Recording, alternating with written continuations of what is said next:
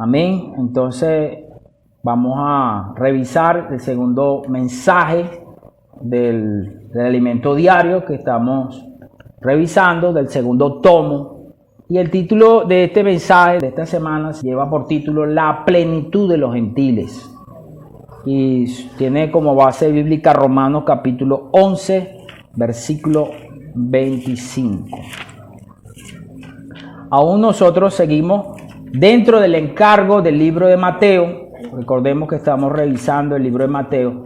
Quizá usted dirá por qué este mensaje está tomado del libro de Romanos, capítulo 11, versículo 25.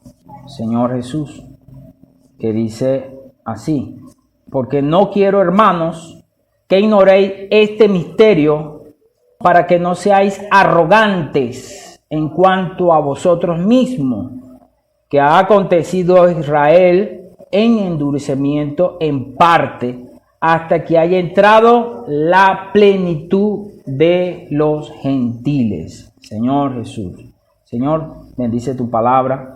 Rogamos que tú puedas hablarnos en esta mañana, realmente puedas edificar nuestras vidas, puedas realmente iluminar nuestros corazones.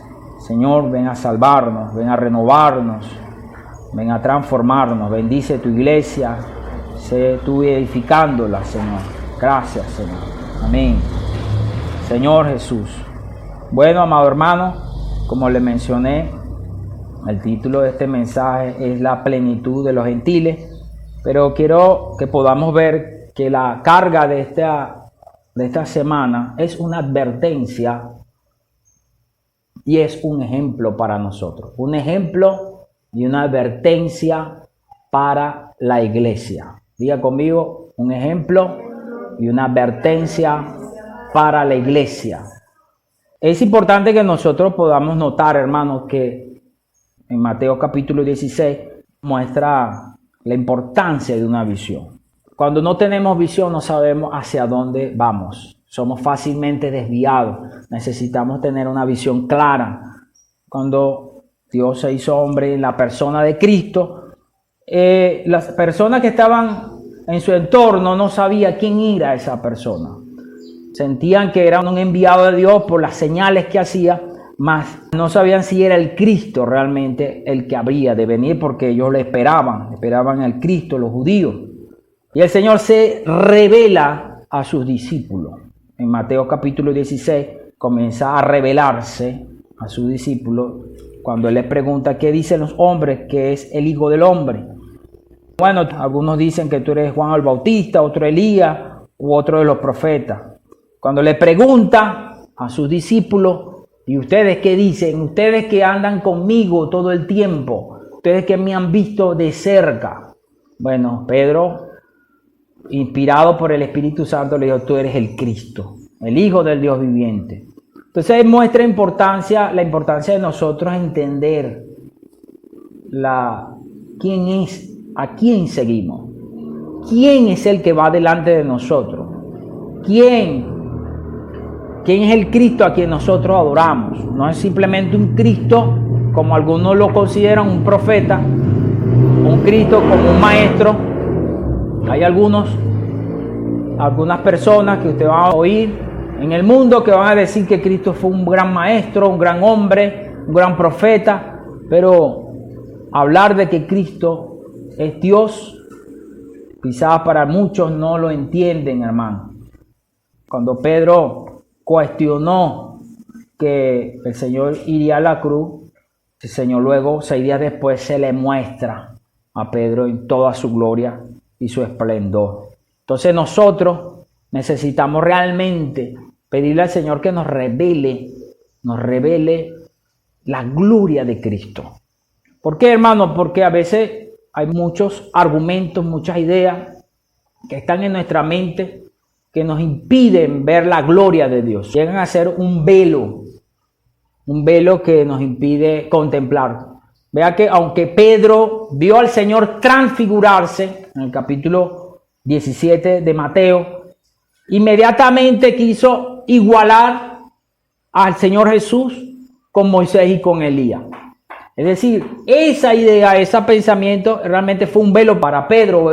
Demuestra que había en la mente de Pedro como que aún Moisés era igual que Jesús. Cuando él inmediatamente dice que descendió una nube espesa que dijo: Dios, este es mi hijo amado en quien tengo complacencia. Yo no tengo complacencia en Moisés, yo no tengo complacencia en los profetas, yo tengo complacencia en Cristo, le dijo el Padre. Entonces hoy nosotros quizás también tengamos mucho concepto con respecto a Cristo. No lo vemos el Cristo glorioso, el Cristo ascendido y en gloria. Por eso es importante que digamos como esta frase de nuestro alimento diario: Señor, revélame tu gloria. Señor, revélame tu gloria. ¿Qué tal si decimos: Señor, revélame tu gloria? Necesitamos orarle, hermano, al Señor: Señor, revélame. Porque tenemos muchos conceptos en nuestra mente, religiosos, ideas forjadas en nuestra mente que pensamos que es el cristianismo, que es la iglesia, que es ser cristiano. Y el Señor nos está llevando a un plano celestial, superior, que podamos entender que Dios está produciendo en nosotros algo diferente, una nueva creación.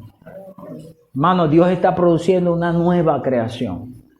Cuando el Señor dijo a su discípulo, a Pedro: y yo también te digo que sobre esta roca edificaré mi iglesia. El Señor estaba hablando a Pedro y a su discípulo cuál era la intención por la cual había venido a esta tierra. Él le dijo que la manera de producir su iglesia era a través de la muerte y resurrección de Cristo. Nosotros no solamente somos un grupo de personas aquí reunidas, escuchando a una persona o cantando coritos bonitos. Somos la nueva creación. Somos el nuevo hombre. Diga conmigo: somos el nuevo hombre. Somos la nueva creación. Una creación que salió del costado de Jesús. Una creación, amado hermano, que viene de Dios mismo. Así como cuando Dios creó a Adán y luego crea a Eva de la costilla de Adán. Asimismo, Dios produce la iglesia de Cristo mismo, cuando fue traspasado en su costado por una lanza del Señor en la cruz. Dice que Juan vio sangre y salió agua. Amén. Vea que una de las bases de la cual nosotros somos la iglesia es por la sangre de Cristo. La sangre del unigénito Hijo de Dios. La sangre perfecta. No de machos cabríos, de animales como lo hacían en el Antiguo Testamento, que mataban animales. No, de esta creación, no. Es del Hijo unigénito Hijo de Dios. La sangre que no podemos igualarlo con algo de oro o plata o piedras preciosas. No podemos igualarlo a eso, amado hermano. Es la sangre de Cristo. ¿Cuántos alaban al Señor por eso, hermano? Es decir, ese elemento, esa sustancia es lo que nos hace la iglesia. Por eso, cada vez que partimos el pan, todos los domingos, uno de los símbolos que está puesto en la mesa es la copa, que representa su sangre. Eso nos recuerda de dónde Dios nos sacó y de cuál es nuestro origen. Señor Jesús. Qué maravilloso es esto, amados hermanos. Señor Jesús. Por eso necesitamos darle gracias a Dios por esto. Por eso necesitamos ganar una visión más profunda con respecto a lo que es la iglesia. Hermano, Dios vino a redimir al hombre. Y Dios, cuando nos salva, por una parte, Él nos abre una puerta. Usted y yo estábamos presos por el pecado, por la muerte. Estábamos presos, condenados, aprisionados. ¿Dónde estábamos nosotros? Destinados al lago de fuego, aunque no estábamos físicamente allí en el lago de fuego. Pero la palabra del Señor muestra en Apocalipsis que los que no estaban inscritos en el libro de la vida están destinados al lago de fuego, donde antes que nosotros fuésemos salvos, nosotros estábamos allí estábamos presos por la muerte, por el pecado. ¿Cómo podíamos nosotros redimirnos de nuestros pecados? El Señor Jesús en Mateo 16 le dijo a sus discípulos, ¿qué puede dar el hombre por su alma? ¿Puede acaso alguno de nosotros pagarle a Dios por su alma? ¿Qué le podemos dar nosotros a Dios que le sirva? Quizás yo a usted le puedo dar $100 por algo, pero porque le beneficia o le sirve en esta esfera. Pero a Dios, ¿cuánto le podemos dar? Usted puede decir, no, hermano, yo le he dado mucho al Señor, pero nada de lo que usted y yo le hayamos podido dar pagará la deuda que nosotros tenemos, porque nuestra deuda era impagable. Hermano, nuestra deuda era impagable. No se podía pagar, mas Cristo en la cruz la pagó por nosotros. Aleluya. Y el Señor Jesús en Mateo 16 le demuestra a Pedro cómo él iba a producir su iglesia.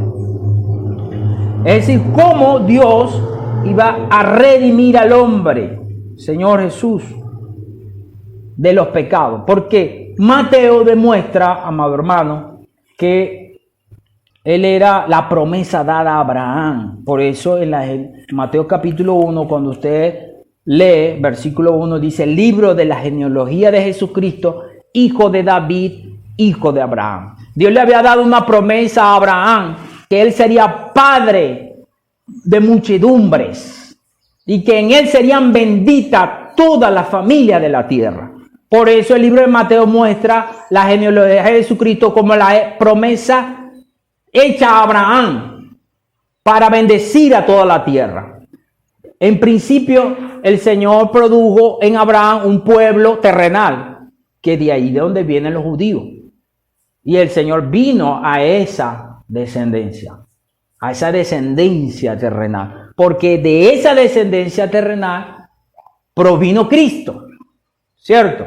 Como lo dice en Romanos, capítulo 9, versículo 3. Vamos a leerlo. Porque deseara yo mismo, Pablo hablándole a la iglesia en Roma, ser anatema, separado de Cristo por amor a mis hermanos, los cuales son mis parientes según la carne, que son israelitas, de los cuales son la adopción, la gloria, el pacto, la promulgación de la ley, el culto y la promesa, de quienes son los patriarcas, versículo 5, y de los cuales según la carne vino Cristo, el cual es Dios, amén, hermano, el cual es Dios sobre todas las cosas, bendito por los siglos, amén. ¿Qué tal si leemos este versículo todos juntos? De quienes son los patriarcas y de los cuales según la carne vino Cristo, el cual es Dios sobre todas las cosas, bendito por los siglos, amén.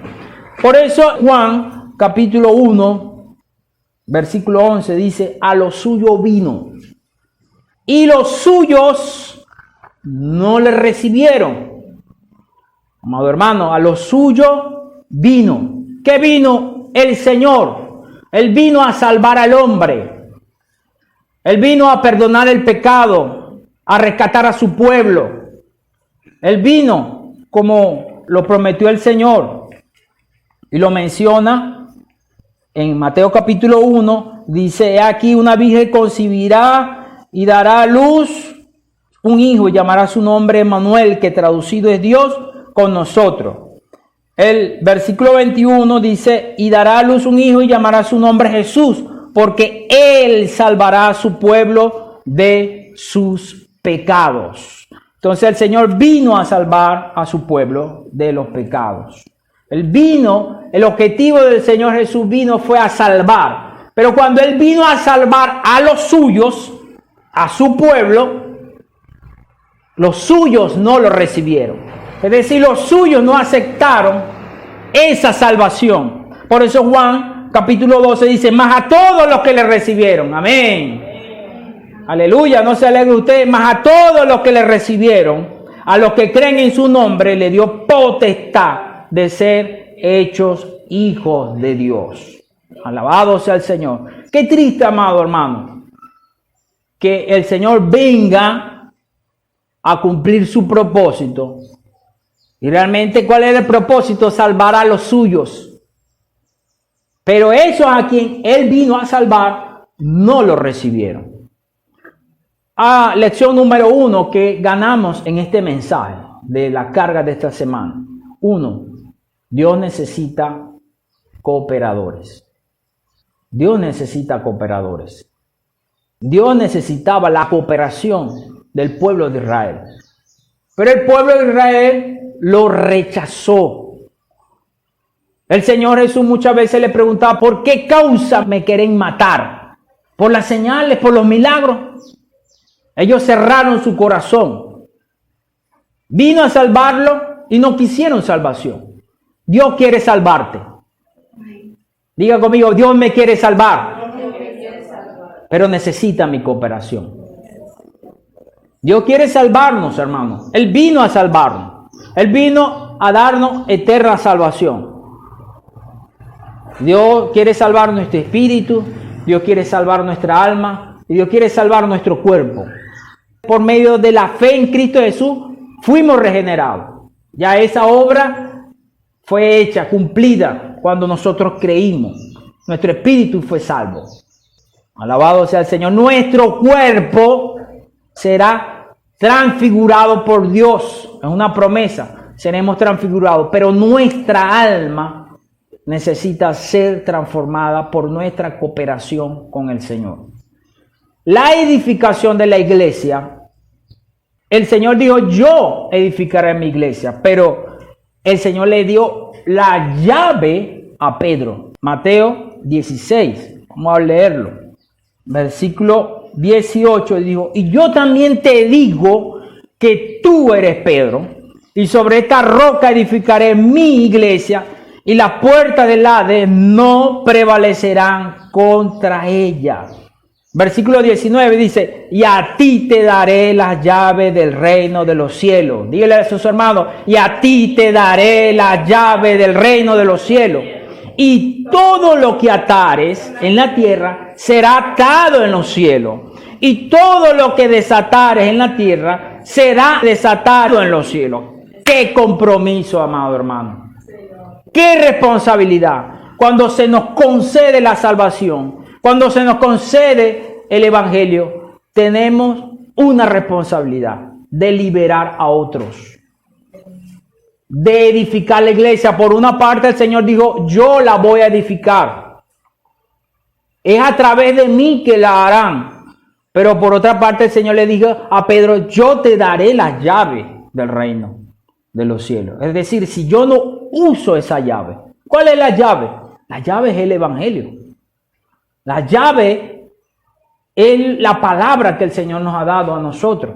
Por eso el Señor nos ha motivado en estos días a que, hermano, a que salgamos, a que practiquemos, a que prediquemos el evangelio no por actividad, sino que sea nuestra vida diaria. Porque muchas personas están atadas, presas, en prisiones de oscuridad, en prisiones de temor, en prisiones de esclavitud. Y tú tienes la llave. Amén. Yo tengo la llave. Una llave sencilla, hermano. Llevar a los hombres a invocar el nombre del Señor. Qué maravilloso. Esta es la llave. La llave es Cristo. Que podamos decirle a las personas, repite conmigo. Invoca el nombre del Señor. ¿Quieres salir de esas prisiones de oscuridad? Oh, Señor Jesús. Esa es la llave. Pero mientras nuestra boca se mantenga cerrada, las personas no van a ser libres. Mientras nosotros estemos cuestionando, pensando atrapados en nuestros problemas, como dice un himno nuestro, cuánto tiempo yo perdí mirando mi problema. Oh Señor, cuánto tiempo hemos perdido. Cuánto tiempo nuestra familia se mantiene presa Porque no le hablamos a las personas. Porque tenemos temor. Porque quizás creemos que lo que le podamos decir no va a cambiar su vida. Pero hoy necesitamos entender qué poderosa es esta llave. Esta llave abre y esta llave cierra. Con esta llave usted ata y desata. Usted tiene el poder. Por eso Pablo en Romanos capítulo 1 nos dice el Señor de la siguiente manera. Romanos capítulo 1, versículo 16. Porque no me avergüenzo. Diga conmigo, porque no me avergüenzo del evangelio, porque es poder de Dios para salvación a todo aquel que cree, al judío primeramente y también al griego. Amén, porque es poder de Dios. Es poder de Dios, hermano. Dios ha actuado en poder sobre su vida. Mire usted hacia atrás. No estaba usted preso. Y mira, hoy usted está libre. Estamos libres. Nuestra familia, nuestros hijos. ¿Qué hubiera pasado si alguien no hubiera usado esa llave? Estuviéramos presos. Quizás hubiéramos muerto. Por eso Dios nos ha entregado esta llave. Cuando los judíos rechazaron al Señor, el Señor nos dio, Él preguntó, ¿quiénes quieren? ¿Quiénes quieren esta llave? Y nosotros dijimos, heme aquí, Señor, yo creo en ti. Hoy nosotros necesitamos confirmar esa fe. Dice, Señor, yo creo que tú tienes el poder para transformar mi vida, la de mi familia, la de mis hermanos, la de mi padre, la de mi vecino, la de mi comunidad.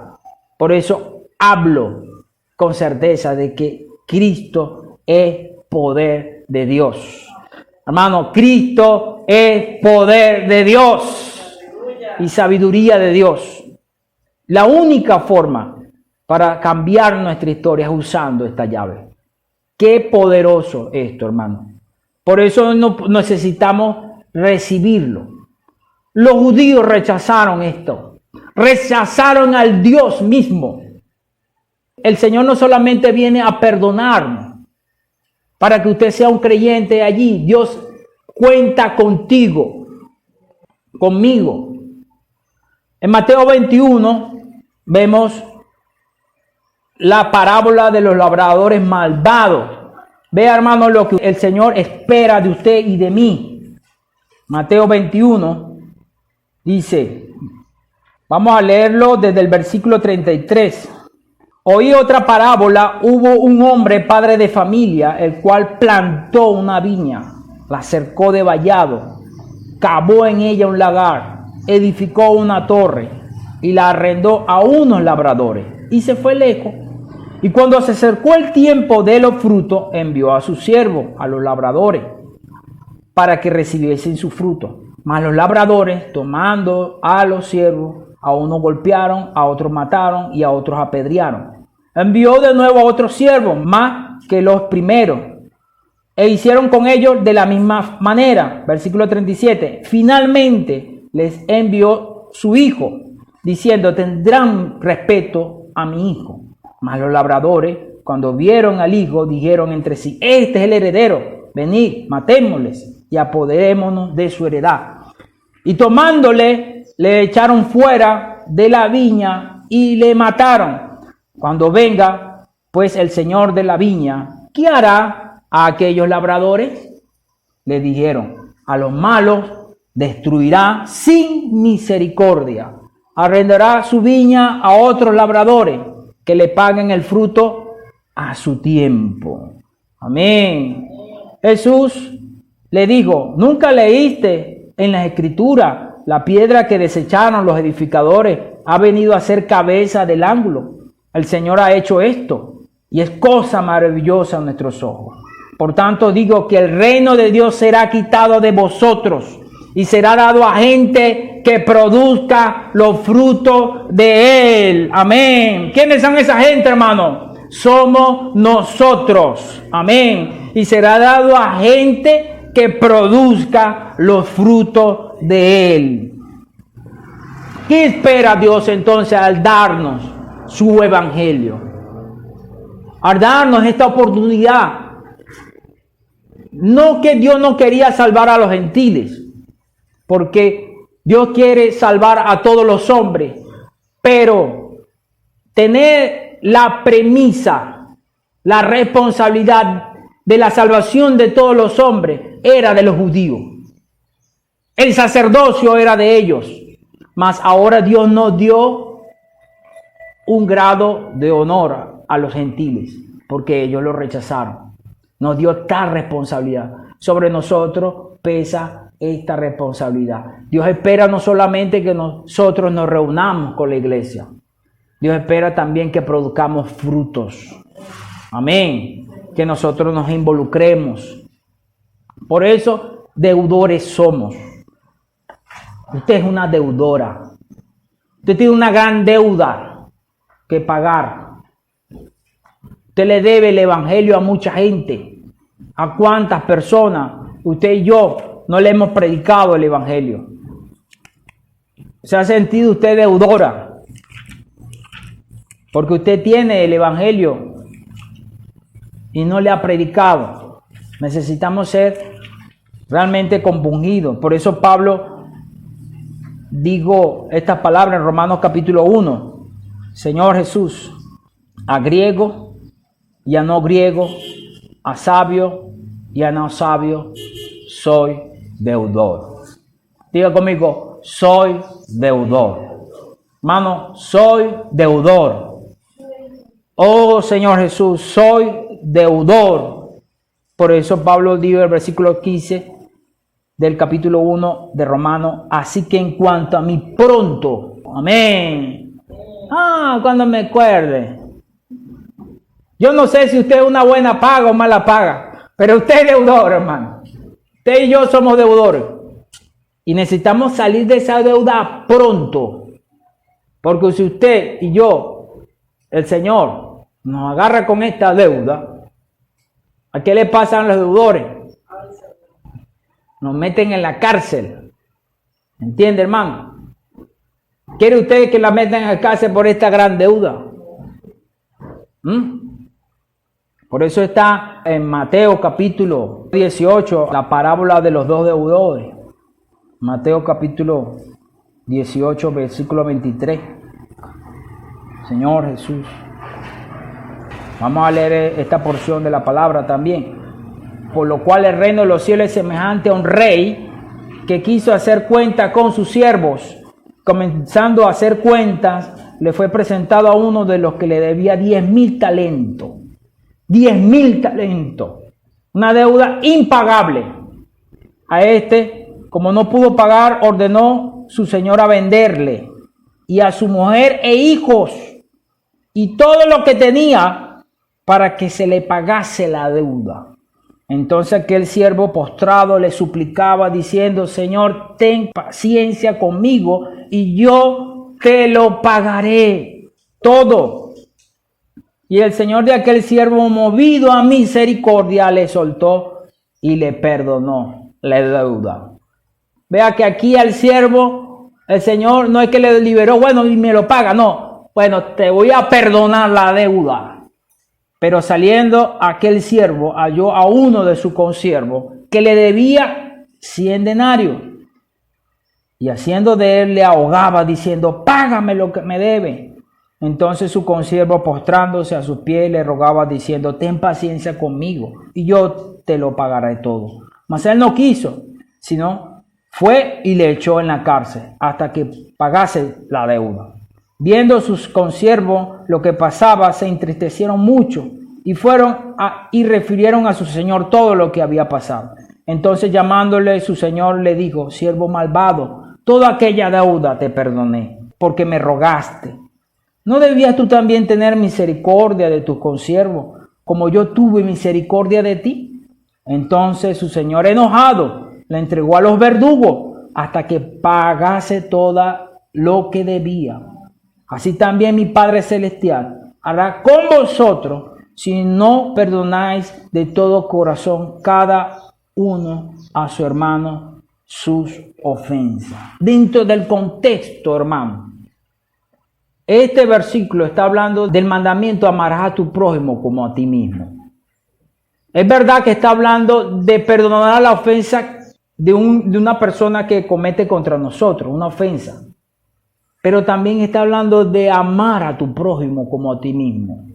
Cuando tú amas, tú perdonas. Si en nosotros está la responsabilidad de liberarlo, hermano, prediquemos el evangelio.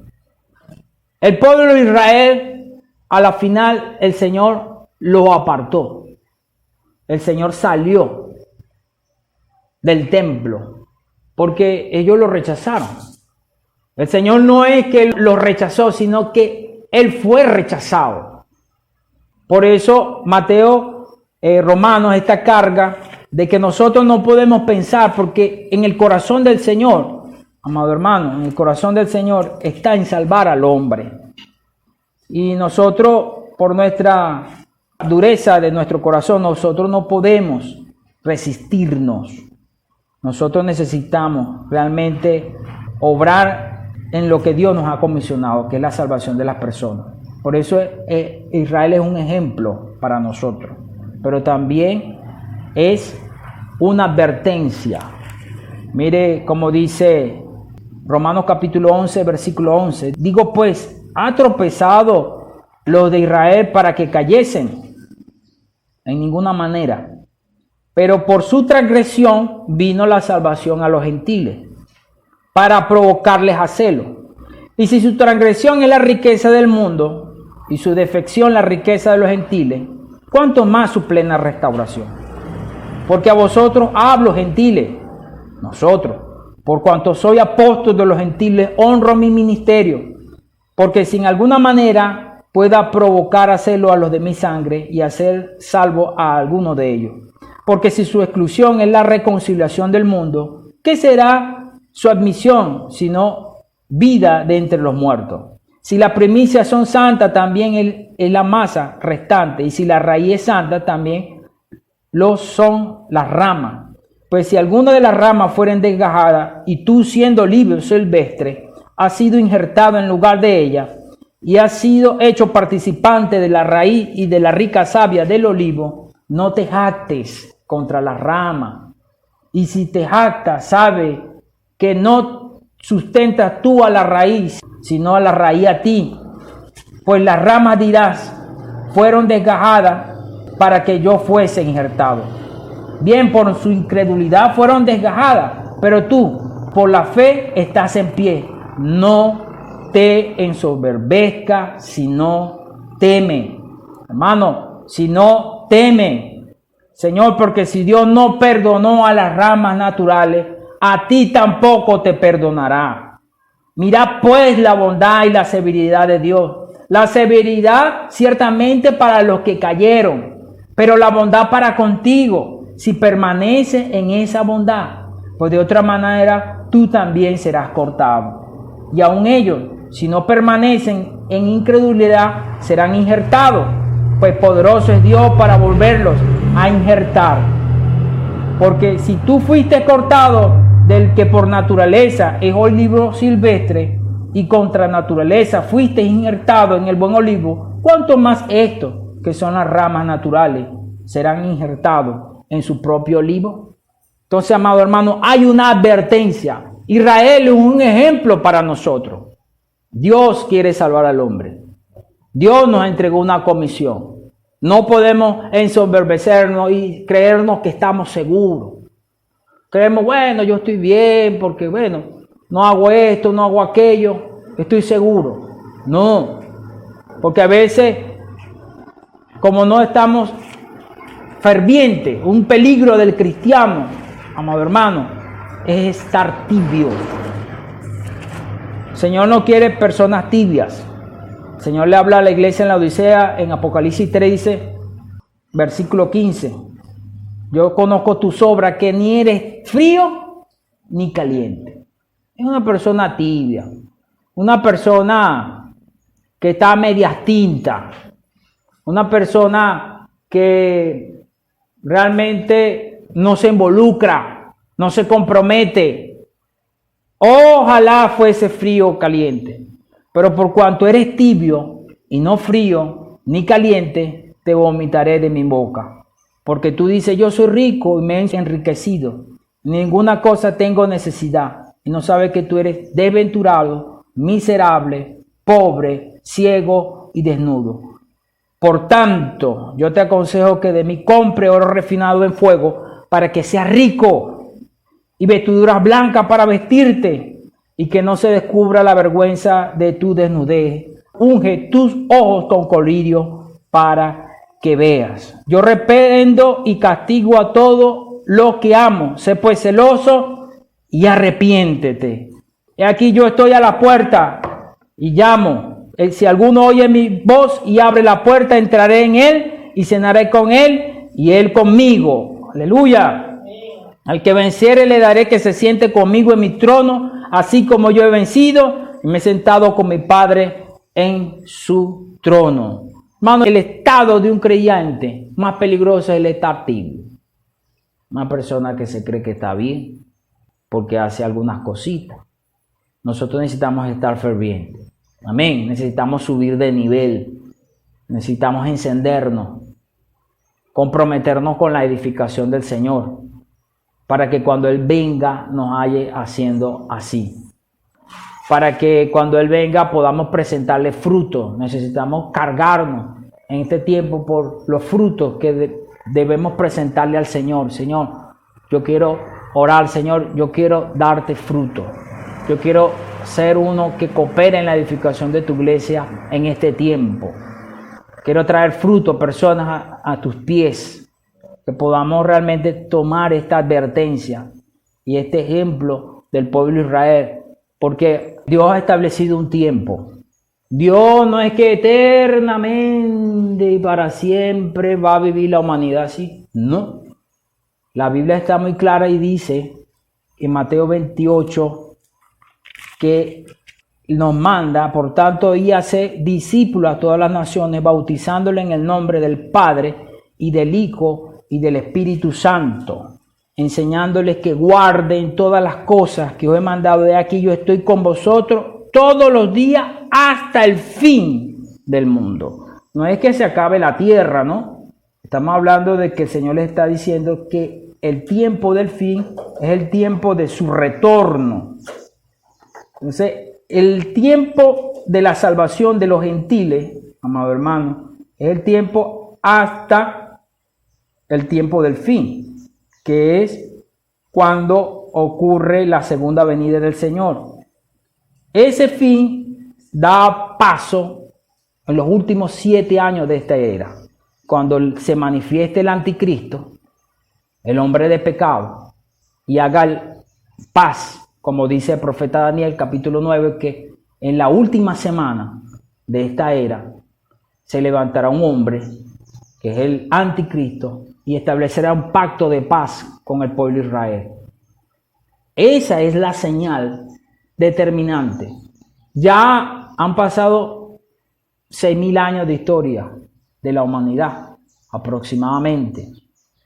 Creemos que así como Dios creó la tierra en 6 días, dice la palabra que para el Señor un día es como 1000 años, y 1000 años es como un día. El Señor estableció que el séptimo día, el descanso, que el séptimo día es el reino, la era de descanso, donde Él descansará de todo. Ya estamos cerrando esta era. No sabemos en qué momento, es decir, Dios nos dio una señal, que es la manifestación del hombre de pecado. Cuando el anticristo se manifieste, la bestia se manifieste en ese momento. Todas las cosas que están apareciendo apuntan a eso. Entonces, el tiempo de los gentiles, como dice Lucas 21:24, dice, y caerán a filo de espada y serán llevados cautivos a todas las naciones, y Jerusalén será hollada por los gentiles hasta que los tiempos de los gentiles se cumplan. Se estima que ese tiempo de los gentiles es hasta la venida del Señor, cuando se inicie esa última semana del profeta Daniel.